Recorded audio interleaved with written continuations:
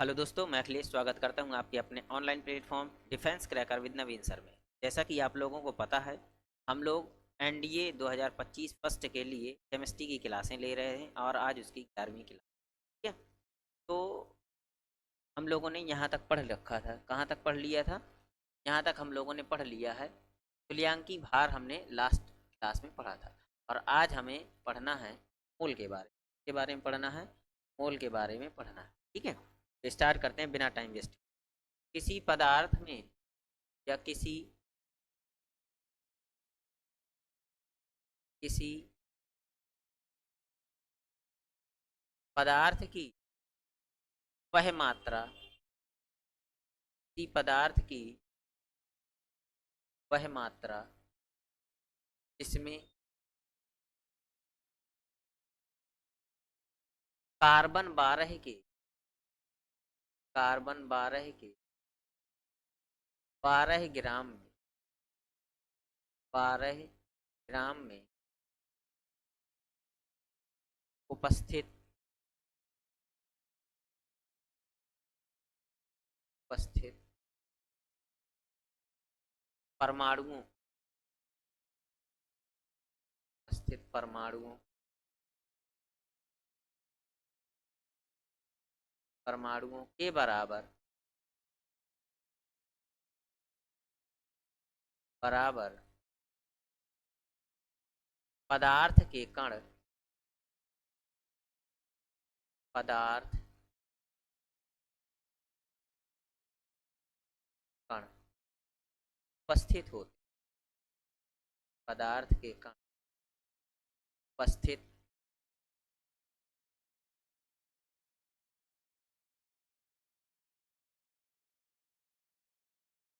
एक मोल कहलाती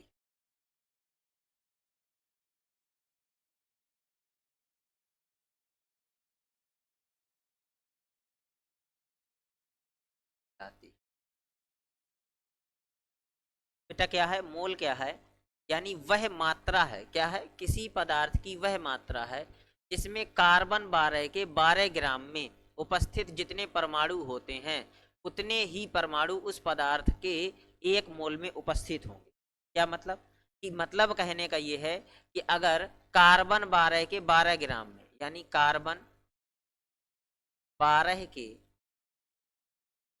12 ग्राम में 12 ग्राम में उपस्थित परमाणु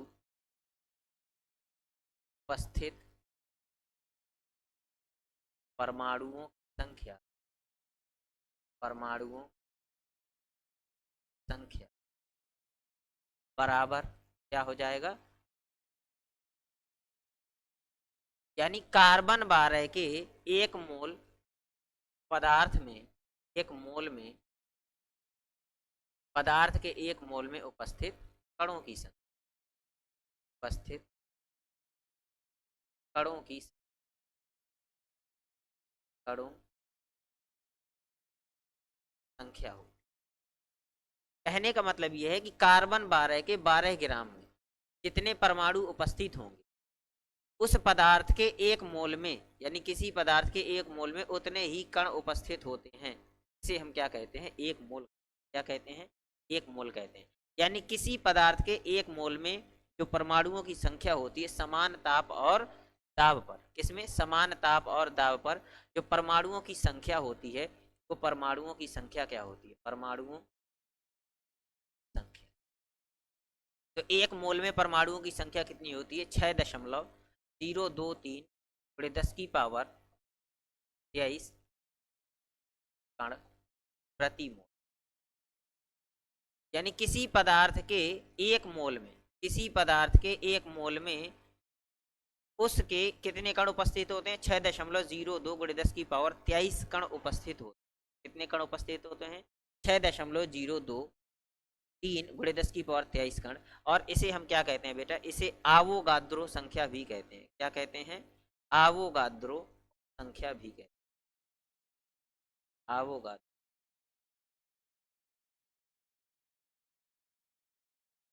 आवोगाद्रो बात समझ में आ गई? क्या कहते हैं? आवोगाद्रो संख्या भी कहते हैं। तो इसको नोट कर लो आप लोग जल्दी से, फिर आगे जैसे एग्जाम्पल है वो एग्जाम्पल मैं बता दे रहा हूँ। क्लियर हो गया? किसी को कोई समस्या? ठीक है, आगे बढ़ें। देखो, करें 4 ग्राम हीलियम के, 4 ग्राम हीलियम में ये कितने मोल होंगे? 4 ग्राम हीलियम है ना, तो यहाँ क्या हो जाएगा, 4 ग्राम हीलियम हो गया। और हीलियम का जो अणुभार होता है वो कितना हो जाएगा, यानी परमाणु भार कितना हो जाएगा? तो हीलियम का जो परमाणु भार होता है वो भी 4 ही होता है। कितना होता है? 4 होता है। 4 से 4 कैंसिल हो, इसका मतलब हो गया ये कितना हो गया, 1 मोल। कितना हो गया? एक।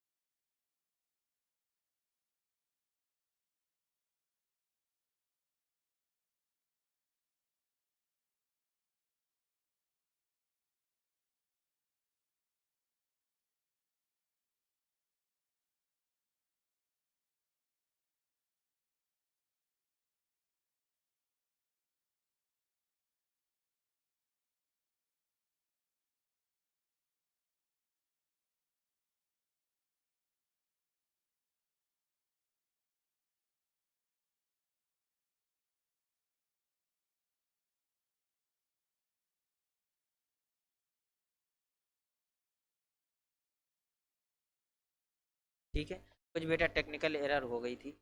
ठीक है, अब पढ़ते हैं बेटा क्या हो जाएगा इसमें। इसमें हो जाएगा 4 ग्राम, यानी हमारे पास कितना है, हीलियम के 4 ग्राम है। अब हीलियम के 4 ग्राम में कितने मोल होंगे, तो मोल का सीधा सा मतलब है, मोल का मतलब होता है बेटा कि भार बटे अणुभार। क्या होता है? भार बटे अणुभार या परमाणु। क्या हो जाएगा? अणुभार या, बस सीधा सा मतलब रखना, जो मोल की वैल्यू हमें निकालनी हो क्या होती है, भार बटे अणुभार। तो भार किस में दिया है बेटा, ग्राम में दिया है, और यह यहाँ ग्राम में ही। तो भार दिया है ग्राम में, 4 ग्राम में हीलियम के कितने मोल उपस्थित होंगे? 4 ग्राम हीलियम में, 4 ग्राम हीलियम के, यानी 4 ग्राम हीलियम में, 4 ग्राम में हीलियम के कितने मोल उपस्थित होंगे? तो बेटा इसका जो परमाणु भार है वो कितना होगा, हीलियम का परमाणु भार होता है 4। कितना हो जाएगा, 4 से 4 कैंसिल, यानी इसका 1 मोल कितना होगा, हीलियम के कितने मोल होंगे, 4 ग्राम हीलियम के 1 मोल उपस्थित होंगे। ठीक है, 4 ग्राम हीलियम में कितने मोल होंगे, 1 मोल उपस्थित हो। यहाँ पर क्या है, 46 ग्राम सोडियम के कितने मोल होंगे, तो 46 ग्राम सोडियम है, कितना है, 46 ग्राम है। अब इसका अणुभार कितना होता है, सोडियम का अणुभार कितना होता है, सोडियम का होता है बेटा 23, 23 होता है, 23 दूनी 40, यानी 2। तो कितने मोल होंगे, यानी 46 ग्राम सोडियम में 2 मोल, में 2 मोल। अब 12 ग्राम हीलियम में कितना होगा, तो 12 ग्राम ऊपर रखेंगे, और नीचे हीलियम का अणुभार 4 हो गया, 4 तियाँ 4 ग्राम हीलियम में 3 मोल उपस्थित होंगे, हीलियम कितने मोल होंगे, 3 मोल। क्लियर हो गया? तो बस इसी तरीके से ये मोलों की संख्या निकाल लेते हैं। क्लियर हो गया? यहाँ तक सबको समझ में आ गया? इसको जल्दी से नोट कर लो या इसका स्क्रीन। ठीक है, चलो आगे बढ़ते हैं।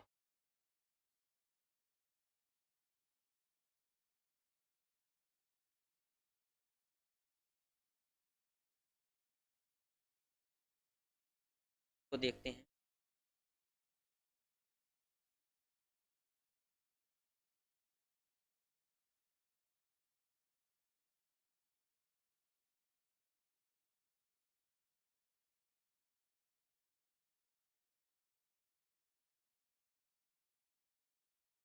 तो अब क्या है बेटा, हेडिंग है ग्राम मोलर आयतन यानी ग्राम मोलर वॉल्यूम क्या होता है?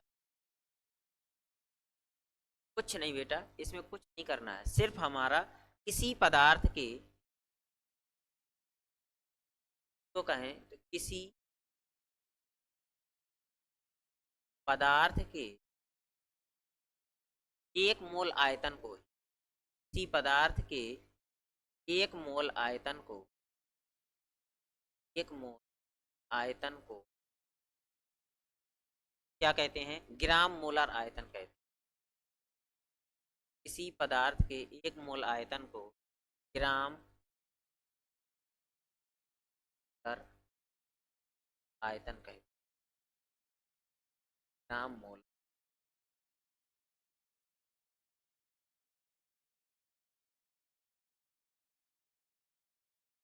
क्या कहेंगे बेटा? किसी पदार्थ के 1 मोल आयतन को ग्राम मोलर आयतन कहते हैं। किसी पदार्थ के 1 मोल आयतन को क्या कहेंगे? पदार्थ का ग्राम मोल आयतन कहते हैं। समझ में आ गया? क्लियर हो गया यहाँ तक? तो आगे कहें तो एसटीपी और एनटीपी, एसटीपी और एनटीपी क्या हो जाएगा? एसटीपी और एनटीपी जो आदर्श गैस है, क्या है? आदर्श गैस। तो आदर्श गैस का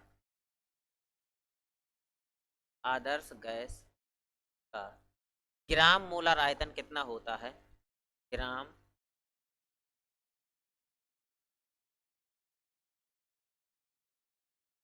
ग्राम मोलर आयतन 22.4 लीटर होता है। कितना होता है? 22.4 लीटर। बस ये वैल्यू याद रखनी है बेटा, ये वैल्यू पूछता है कभी कभी कि एसटीपी, एसटीपी का मतलब क्या होता है? Standard temperature pressure. क्या होता है? स्टैंडर्ड स्टैंडर्ड टेम्परेचर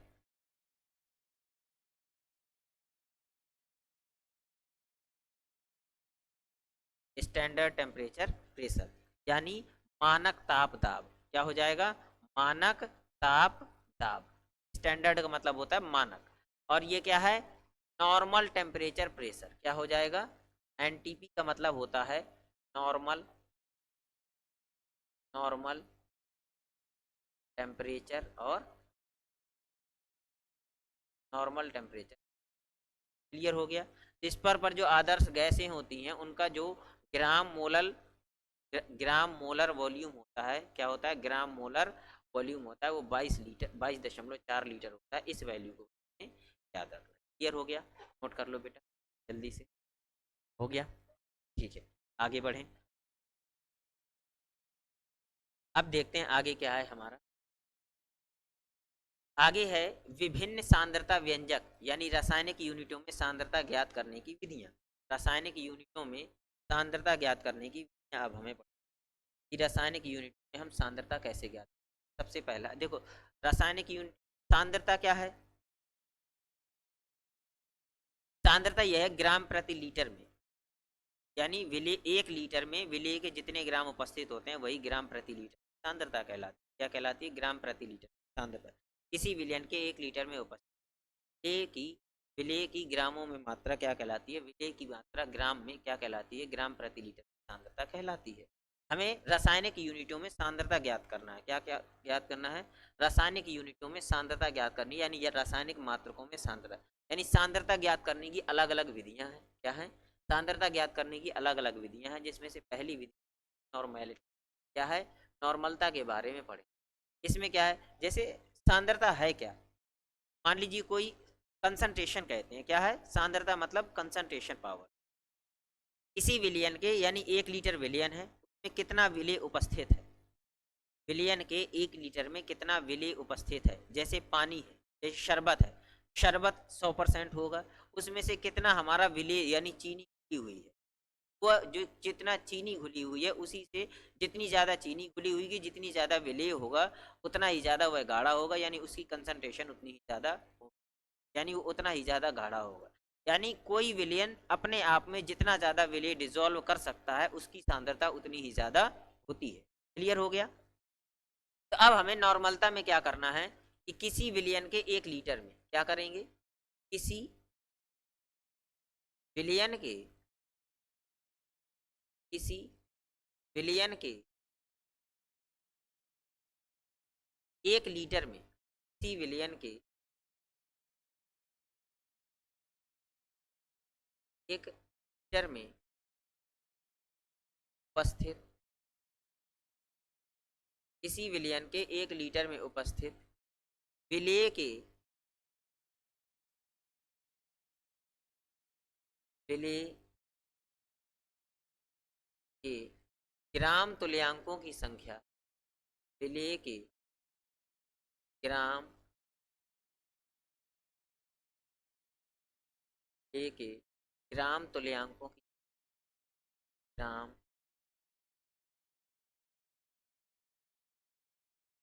तुल्यांकों संख्या, विलेय के ग्राम तुल्यांकों की संख्या नॉर्मलता कहलाती है।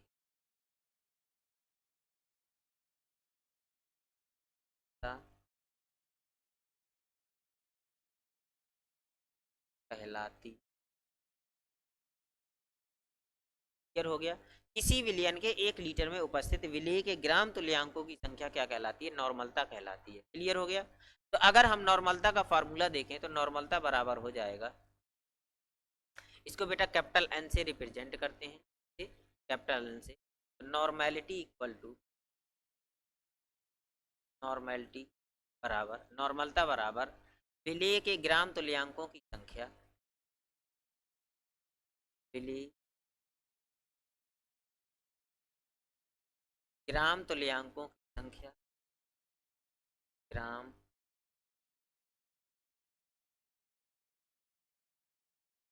तुल्यांकों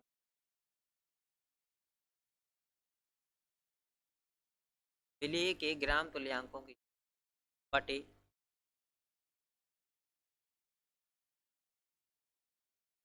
विलियन का आयतन, विलियन का आयतन, इसमें विलियन का आयतन, समझ में आ गया। विलेय के ग्राम तुल्यांकों की संख्या बटे विलियन का आयतन किस में लेना है? लीटर में लेना है। ये हमारी नॉर्मलता होगी। तो अगर हम बेटा एक चीज और याद रखना, ग्राम तुल्यांक कैसे निकालें, क्योंकि जो न्यूमेरिकल आता है उस न्यूमेरिकल में ग्राम तुल्यांकों की संख्या नहीं दी होगी। तो ग्राम तुल्यांक कैसे निकालेंगे? ग्राम तुल्यांक बटे क्या होता है? भार बटे तुल्यांकी भार। और तुल्यांकी भार कैसे निकालेंगे? जो लास्ट क्लास मैंने ली थी उसमें तुल्यांकी भार निकालने का तरीका बताया है कि तुल्यांकी भार कैसे निकालते हैं। ठीक है, तो आप लास्ट क्लास देख सकते हैं। इससे पहले वाली जो क्लास है 10वीं क्लास, उसमें मैंने तुल्यांकी भार निकालना बताया है। तो नॉर्मलता बराबर हो जाएगा,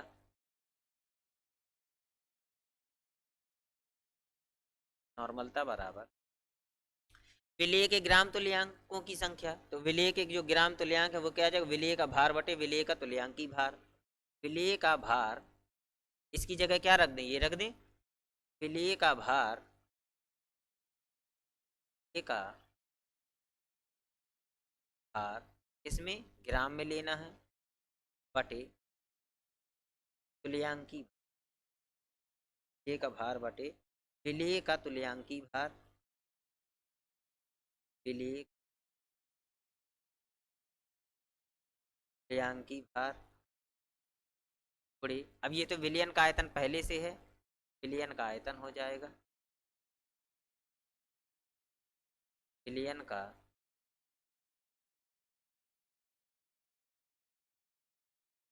विलियन का आयतन किस में लेना है? लीटर में लेना। क्लियर। तो अगर हम इसको सिंबल में रिप्रेजेंट करें, कि सिंबल में कैसे रिप्रेजेंट करेंगे, तो देखना हमें मैंने बताया था बेटा, नहीं बताया होगा तो देखो, जो विलियन होता है तो पहचान के लिए सिर्फ है, विलियन के लिए हम विलियन को टी से रिप्रेजेंट करेंगे सफिक्स में, विलायक के लिए हम ए का यूज करेंगे, विलायक के लिए किसका यूज करेंगे? ए का यूज करेंगे, और विलेय के लिए बी का यूज करेंगे। ये सिर्फ पहचान के लिए होता है बेटा, विलायक के लिए किसका यूज करेंगे? बी का यूज करेंगे। देखो नॉर्मलता को हम किससे रिप्रेजेंट करते हैं, एन से। तो एन बराबर क्या हो जाएगा, एन बराबर नॉर्मलता बराबर विलेय का भार, तो भार है तो डब्लू से, और विलेय है तो विलेय के लिए अभी बताया, विलेय के लिए हम भी यूज करेंगे, तो डब्लू बी क्या हो गया, डब्लू बी। किसमें लेना है, ग्राम में, किसमें लेना है, ग्राम में, बटे विलेय का तुल्यांकी भार, तो तुल्यांकी भार को हम ई से लिखते हैं, ई से लिखते हैं तुल्यांकी भार को, और विलेय का है तो विलेय के लिए हम बी यूज करेंगे, बड़े विलयन का आयतन, तो विलयन का आयतन है ना, तो आयतन को वी से लिखते हैं, और विलयन के लिए अभी बताया टी यूज करेंगे, क्या यूज करेंगे, और किस में लेना है, लीटर। ये आप लोगों की नॉर्मलता हो गई, क्या हो गई, समझ में आ गया। तो अगर हम इसका मात्रक निकालें, क्या निकालें, देखो मात्रक निकालें,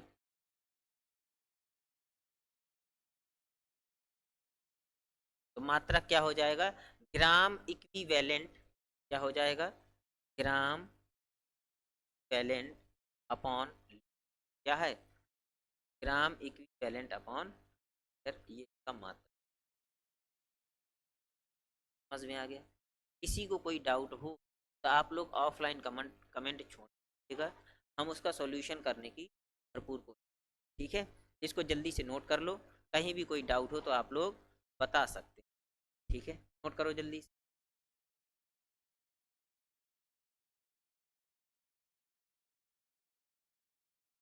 नोट कर लिया करो, या तो आपके पास ऑप्शन रहता है कि नोट ना करना हो, तो इसको आप लोग एक काम और कर सकते हैं, इसमें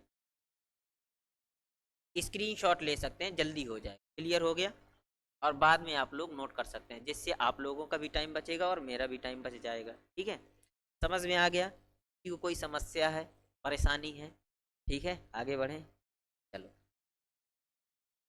तो अब बेटा अगर बात कर लें नॉर्मल विलियन की, नॉर्मल विलियन क्या होता है, डिस्कस कर ही ले रहे, नॉर्मल विलियन, नॉर्मल,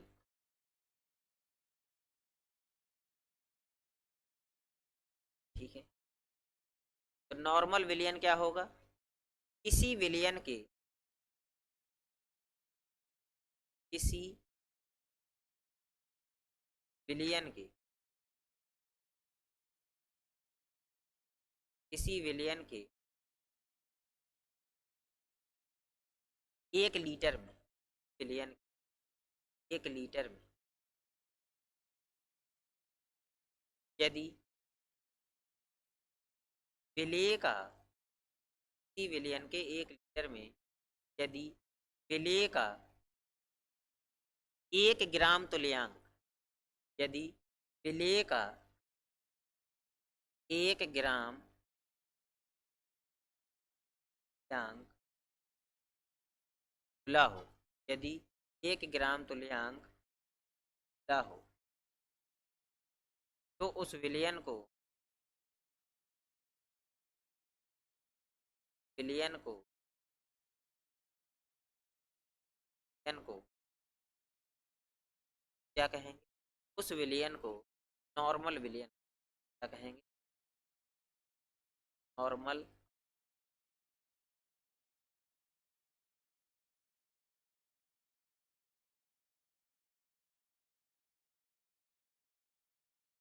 समझ में आ गया। इसी विलयन के 1 लीटर में, कितने, 1 लीटर में यदि विलेय के 1 ग्राम तुल्यांक घुला हुआ है, तो क्या होगा, ऐसे विलयन को हम नॉर्मल विलयन कहते हैं, क्या कहेंगे, नॉर्मल विलयन कहते हैं। क्या यहाँ बात, यहाँ तक बात समझ में आ गई, किसी को कोई समस्या हो तो वो क्या बता सकता, ठीक है। आगे बढ़े, चलो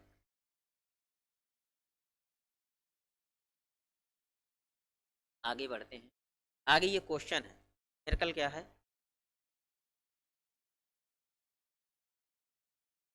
न्यूमेरिकल कह रहा है 80 ग्राम NaOH को जल में घोलकर 500 ml विलयन बनाया गया, विलयन की नॉर्मलता ज्ञात करो, क्या कह रहा है, विलयन की नॉर्मलता हमें, 80 ग्राम NaOH को जल में घोला गया है, इसको 80 ग्राम NaOH जो घोला जाए उसे विलेय कहते हैं, जिसमें घोला जाए उसे हम विलयन कहते हैं, या विलायक कहते हैं, क्या कहेंगे, जिसको घोला जाए उसे विलेय, और जिसमें घोला जाए उसे विलायक, जिसमें घोला हो उसे विलयन कहते हैं। तो 500 ml क्या घुला, 500 ml विलियन में क्या घुला है, 80 ग्राम NaOH घुला हुआ है। इसका मतलब है कि सॉल्यूशन क्या हो जाएगा इसका, कि कौन घुला है, 80 ग्राम NaOH घुला हुआ है किसमें, 500 ml विलियन में। इसका मतलब है कि ये क्या है, विलेय का भार दिया हुआ है। क्या दिया है, विलेय का भार ग्राम में दिया।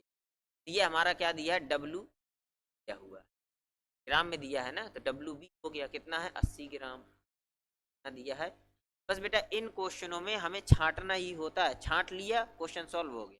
तो 80 ग्राम होता है। अब NaOH दिया है, देखो 500 ml विलियन दिया है ना, तो V विलियन के लिए, आयतन के लिए V, और विलियन है तो T, 500 ml है, 500 क्या है क्या? अब हमें, अगर हम नॉर्मलता का फॉर्मूला देखें तो नॉर्मलता बराबर क्या होता है, नॉर्मलता बराबर होता है WB, इसमें ग्राम में, अपॉन EB इंटू क्या होता है, अभी टी में चाहिए, मीटर में चाहिए। क्लियर हो गया। हमारे पास EB नहीं है और VT तो है, और WB। EB कैसे निकालेंगे, अभी बताया है। तुल्यांकी भार निकालने का मेथड क्या होता है, तुल्यांकी भार बराबर होता है, तुल्यांकी भार, तुल्यांकी भार कैसे निकालते हैं, तुल्यांकी भार बराबर, और बताया बेटा कि तुल्यांकी भार हम कैसे निकालते हैं, प्रीवियस लेक्चर में देख लेना। इसका होता है भार बटे, क्या होगा, भार बटे अणुभार बटे n। क्या होता है, भार या अणुभार लिख लो, क्या लिखेंगे, अणुभार बटे, अणुभार लिख लो या परमाणु भार लिख लो, भार बटे, ये n क्या है, n अगर अम्ल होगा तो उसकी क्षारकता होगी, क्षार होगा तो उसकी अम्लता होगी, और परमाणु होगा तो उसकी संयोजकता होगी, और अगर लवण है तो उसका आवेश होगा कि उसमें कितने आवेश। क्लियर हो गया। तो यहाँ पर हमारे क्या NaOH घोला गया है, क्या घोला गया है, NaOH घोला गया है। तो NaOH क्या है, क्षार है। तो क्षार की, NaOH क्या है, क्षार है। इसकी जो अम्लता होगी ना, क्षार की अम्लता होती, तो अम्लता कितनी होगी, कोई क्षार अपने जलीय विलयन में जितने OH डोनेट कर देता है उसे हम उसकी क्षारकता कहते हैं। ये कितने OH डोनेट करेगा, एक OH, एक ही है ना, तो उसकी अम्लता कितनी हो जाएगी, A हो जाए, एक हो जाए, अम्लता कितनी हो गई, A हो।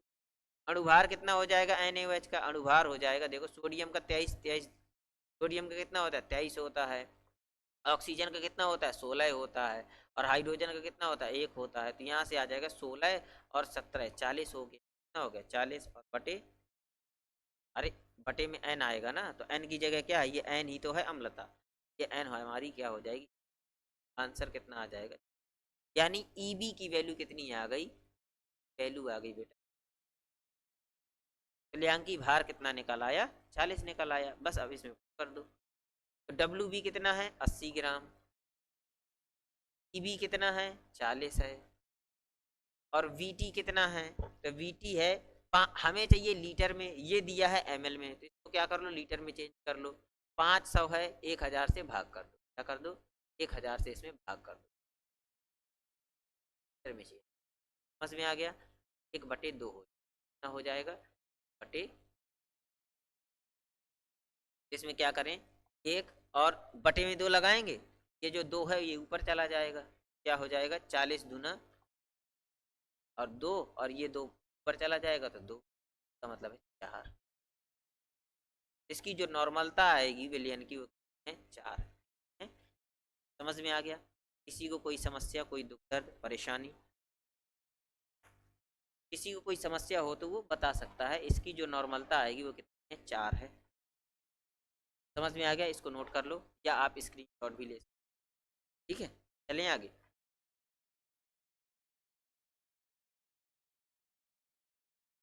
4 ग्राम NaOH को जल में घोलकर विलयन का कुल आयतन 250 ml कर दिया गया है, विलयन की नॉर्मलता ज्ञात करें। ये आप लोगों के लिए होमवर्क रहेगा, क्या रहेगा, होमवर्क रहेगा, आप लोग घर में ट्राई कर लीजिए, ठीक है। और अगर आ जाए तो बढ़िया है, ना आए तो हम अगली क्लास में आप लोगों को करवा देंगे, ठीक है। समझ में आ गया, किसी क्या इसका जो आंसर आएगा वो आंसर आएगा आप लोगों का 0.4। आंसर क्या आएगा, आंसर होगा 0.4। तो अगर इसका आंसर ये आ जाएगा तो आप लोगों का सही होगा, नहीं आएगा तो गलत होगा। तो हम लोग एक बार फिर से ट्राई कर लेना, नहीं आए तो हम तो हैं ही, करवा देंगे। अब पढ़ते हैं मोलरता, मोलरता के बारे में। मोलरता क्या है, ये भी सांद्रता है। क्या है, सांद्रता निकालने की एक विधि। इसमें उसमें हमने 1 लीटर विलयन में क्या घोले थे, किसी पदार्थ के 1 लीटर विलयन में विलेय के ग्राम तुल्यांक घोले थे। क्या घोले थे, विलेय के ग्राम तुल्यांक घोले थे। इसमें हमें क्या घोलना है, इसमें हमें विलेय के ग्राम तुल्यांक ना घोलकर 1 लीटर विलयन में विलेय के मोलों की संख्या घोलनी है। तो कितने विलेय के मोल घुले होंगे उस विलयन में, वही उसकी मोलरता, मोलरता कहलाएगी। क्या कहलाएगी बेटा, मोलैरिटी कहलाएगी। समझ में आ गया। तो मोललता और मोलरता दोनों अलग अलग होती हैं बेटा, ठीक है। तो क्या है, किसी विलयन के, क्या लिखेंगे हम इसमें, किसी विलयन के, किसी विलयन के, विलयन के 1 लीटर में, किसी विलयन के 1 लीटर में उपस्थित, किसी विलयन के 1 लीटर में उपस्थित विलेय के मोलों की संख्या, विलेय के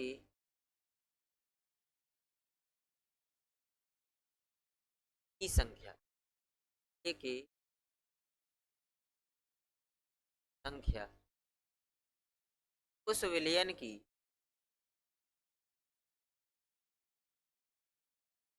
विलयन की, उस विलयन की मोलरता कहलाती है। मोलरता कहलाती, समझ में आ गया। किसी विलयन के 1 लीटर में उपस्थित विलेय के मोलों की संख्या उस विलयन की मोलरता कहलाती है। तो इसका सूत्र क्या हो जाएगा, इसको कैपिटल एम से रिप्रेजेंट करते हैं। मोलरता बराबर, मोलरता कैपिटल एम बराबर विलेय के मोलों की संख्या, विलेय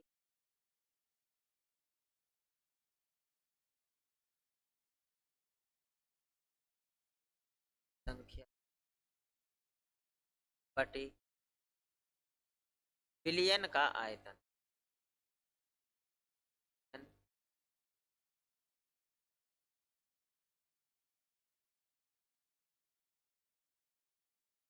के मोलों की संख्या बटे विलयन का आयतन किसका, लीटर। तो अगर हम इसका मात्रक निकालना चाहें तो मात्रक क्या हो जाएगा, मात्रक हो जाएगा मोल प्रति लीटर, क्योंकि विलेय के मोल है ना, तो क्या हो जाएगा, मोल प्रति, का मात्रक हो जाएगा बेटा मोल प्रति। समझ में आ गया, कट तो नहीं, ठीक। तो मात्रक क्या हो जाएगा, मोल प्रति लीटर हो जाएगा। तो विलेय के मोलों की संख्या बटे विलयन का आयतन लीटर में। तो विलेय के मोलों की संख्या, तो विलेय के मोल कैसे निकालते हैं, अभी बताया था कि मोल बराबर भार बटे अणुभार होता है। क्या होता है, भार बटे, क्या होगा, भार बटे, अभी जस्ट थोड़ी देर पहले बताया था ना मोल निकालने की विधि, क्या होता है, भार बटे अणु।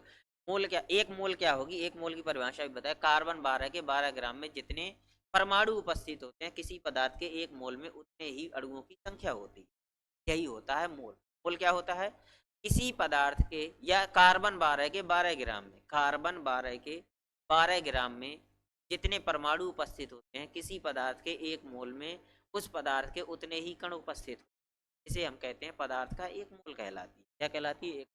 तो मोल बराबर हो जाएगा भार बटे अणु भार। तो विलेय का मोल है, विलेय के मोलों की संख्या है ना, तो यहाँ क्या आ जाएगा, विलेय का भार बटे विलेय का अणु भार। तो मोलरता बराबर हो जाएगी, मोलरता बराबर, मोलरता बराबर, अब इसकी वैल्यू हम यहाँ पुट कर दें, तो विलेय का भार, विलेय का भार ग्राम में बटे विलेय का अणुभार का अणुभार। विलेय का अणुभार, विलेय का अणुभार क्या होता है? विलेय का अणुभार, और क्या हो जाएगा? विलयन का आयतन पहले से ना हो जाएगा, विलयन का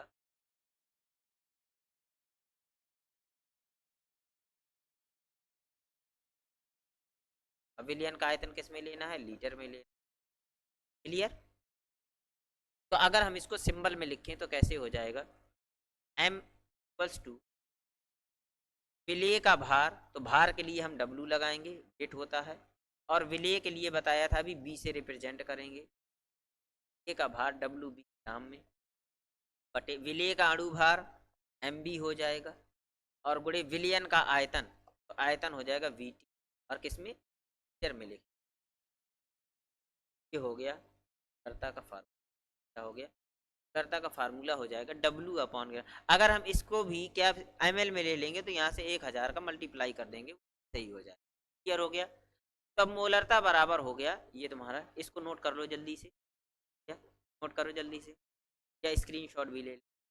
हो गया? आगे बढ़े, अब आगे बढ़े।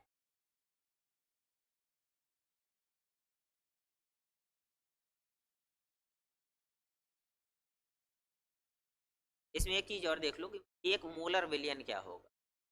क्या कहें? मोलर विलियन क्या होगा?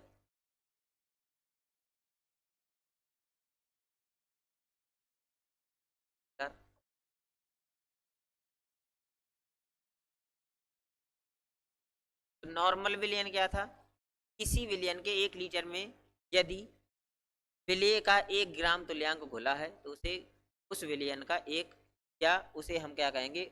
मोलर नॉर्मल विलियन कहते थे। क्या कहते थे? नॉर्मल विलियन कहते थे। लेकिन अगर विलेय का कितना घुला है? 1 मोल घुला है, किसी विलियन के 1 लीटर में विलेय का 1 मोल घुला है, तो ऐसे विलियन को हम क्या कहेंगे? एक मोलर विलियन कहेंगे, या मोलर विलियन। क्या डेफिनेशन क्या हो जाएगी? किसी विलियन का, किसी विलियन के, विलियन के 1 लीटर में, 1 लीटर यदि विलेय की, यदि विलेय का 1 मोल घुला हो, क्या घुला हो? यदि विलेय का 1 मोल घुला हो, तो ऐसे विलियन को, ऐसे विलियन को, ऐसे विलियन को मोलर विलियन कहते हैं। क्या कहते हैं? मोलर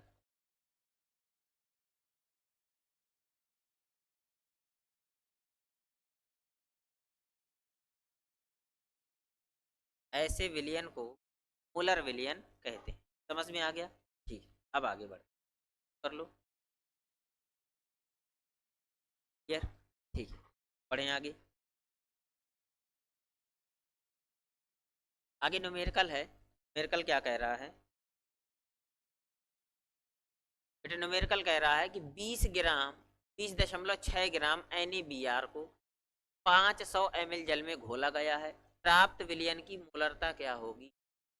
प्राप्त विलयन की मोलरता क्या होगी? चलो सॉल्व करते हैं। सॉल्यूशन क्या हो जाएगा? 20.6 ग्राम NaBr को, इसको 20.6 ग्राम Na, इसको घोला गया है किसमें? 500 ml जल में घोला गया है, तो इसका विलयन की मोलरता क्या होगी? निकाल लो बेटा, क्या हो जाएगा? यानी हम कह सकते हैं WB बराबर दिया हुआ है हमारा, WB इसी को घोला गया है ना, तो WB बराबर हो जाएगा 20.6 ग्राम। 500 ml जल में घोला गया है, इसका मतलब है VT, कि कितना है 500 ml है। और अभी मैंने बताया है कि जो लेना है वो हमें लीटर में लेना है, कितने लेना है, लीटर में लेना है। तो 500 बटे 1000 जाएगा 1 बटे ना हो गया, लीटर हो जाएगा। अब हमें क्या निकालना है, MB निकालना है, विलेय का अणु भार। तो विलेय का अणु भार कितना हो जाएगा, NaBr है ना, Na हो जाएगा, सोडियम का होता है 23 और इसका हो जाएगा 80, कितना हो जाएगा 100, कितना हो गया। बस अब फॉर्मूला लगा दो और कैलकुलेशन कर लो। तो m इक्वल्स टू हो जाएगा बेटा, m इक्वल्स टू W ग्राम में बटे MB,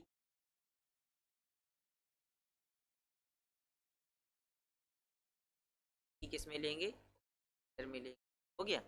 WB क्या हो जाएगा, WB 20.6 ग्राम बटे MB कितना है 100 और VT कितना है 1/2, 1/, पर चला जाएगा।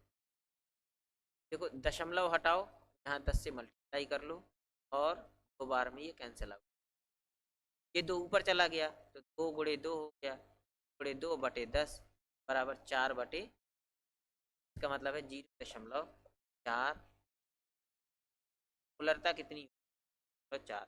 या हम ये भी कह सकते हैं कि 0.4 मोल प्रति। इसका मतलब समझ में आया क्या है, इसका मतलब है कि 1 लीटर विलयन में विलेय के 0.4 मोल घुले हुए हैं।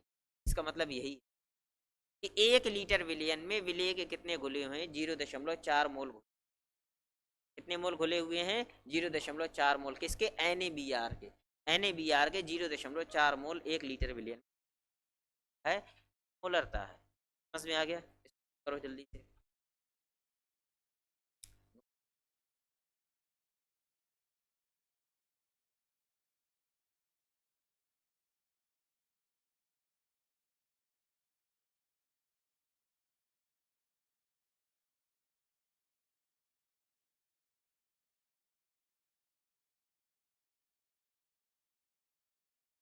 चलो हो गया, अब आगे दे। एक न्यूमेरिकल दिया है 20 ग्राम NaOH लेकर 400 ml विलयन बनाया गया है, विलयन की मोलरता क्या होगी, क्या होगी, विलयन की मोलरता क्या होगी।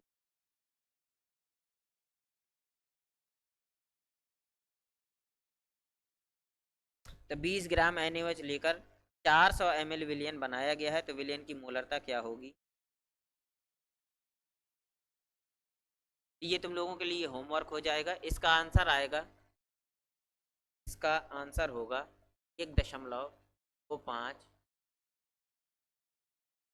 तो आप लोग घर से कर लेना, और नहीं आएगा तो फिर नेक्स्ट क्लास में मैं बता दूंगा, ठीक है। कमेंट आप लोग कर दीजिए नहीं आया है, तो मैं आप लोगों को, समझ में आ गया।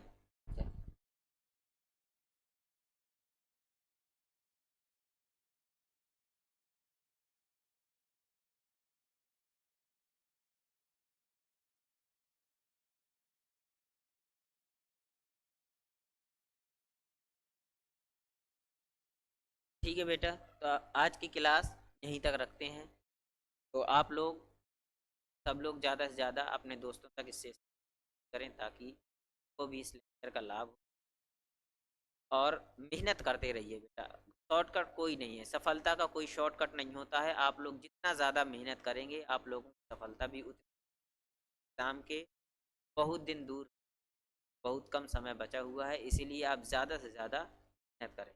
और हमारी भी कोशिश है कि आप लोगों का सिलेबस जल्दी करवा दें ताकि आप लोग एक बार रिवीज कर सकें और बाद में कुछ समय बचे तो प्रैक्टिस करवा, ठीक है। जय हिंद।